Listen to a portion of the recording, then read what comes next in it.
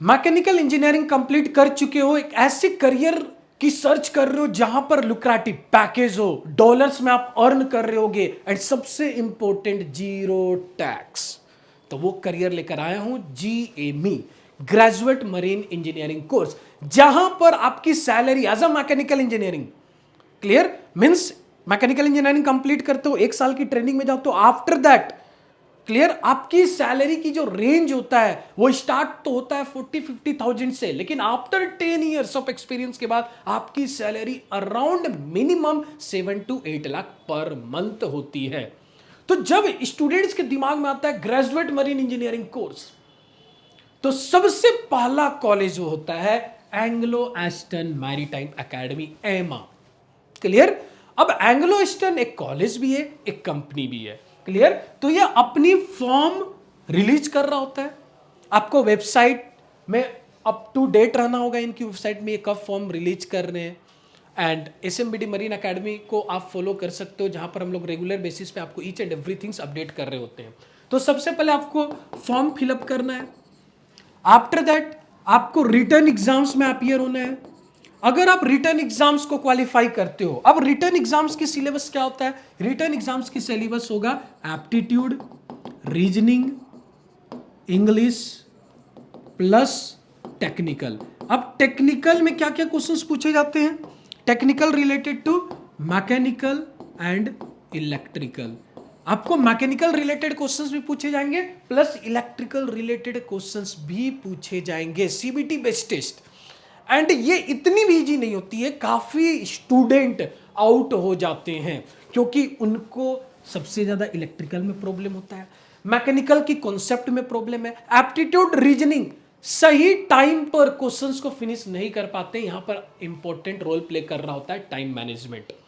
तो आपको पूरी टाइम मैनेजमेंट आपको आना चाहिए। 50 questions aptitude reasoning and English होते हैं, 50 क्वेश्चंस आपकी मैकेनिकल एंड इलेक्ट्रिकल को मिलाकर होते हैं। तो आपको रिटर्न एग्जाम्स क्वालिफाई करना होगा। मैक्सिमम स्टूडेंट रिटर्न एग्जाम में डिस्क्वालिफाइड हो जाते हैं।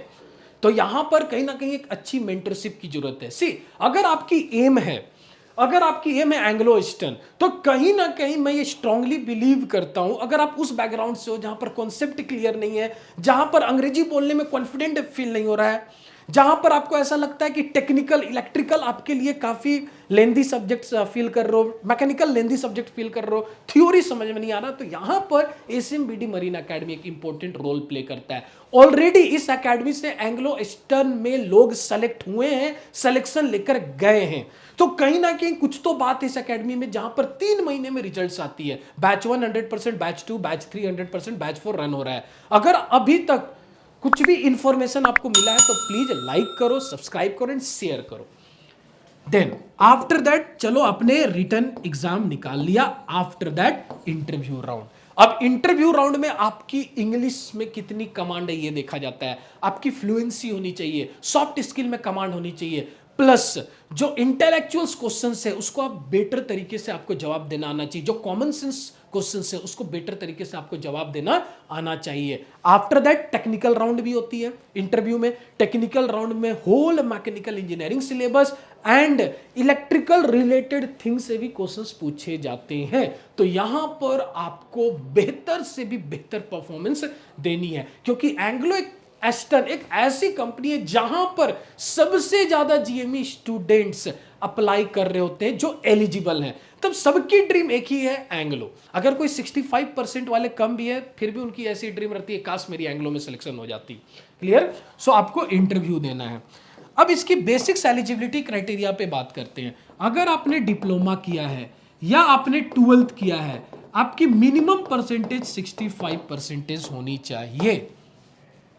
प्लस अगर आपने 12th किया तो PCM में भी मिनिमम 65% होनी चाहिए।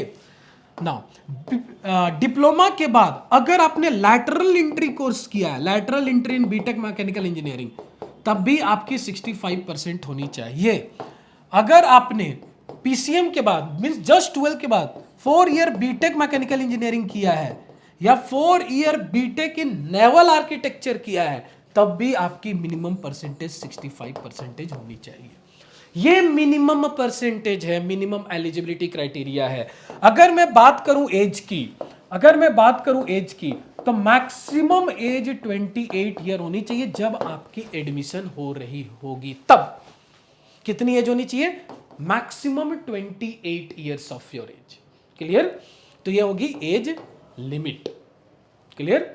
तो ये एक बेसिक मैंने आपको ओवरऑल जानकारी दी। काफी बच्चे ये पूछते हैं कि सर फी लगभग लगभग कितनी होगी, तो आप मान के चल सकते हो फीस 7 लाख रुपए होने वाली है 1 साल की।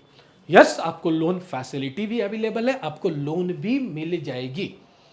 तो ये है GME course in Anglo eastern.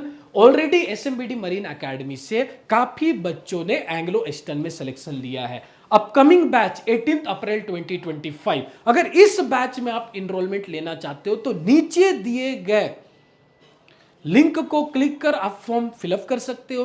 कुछ भी डाउट हो जीएमई रिलेटेड, हमारे एक्सपर्ट से आप बात कर सकते हो।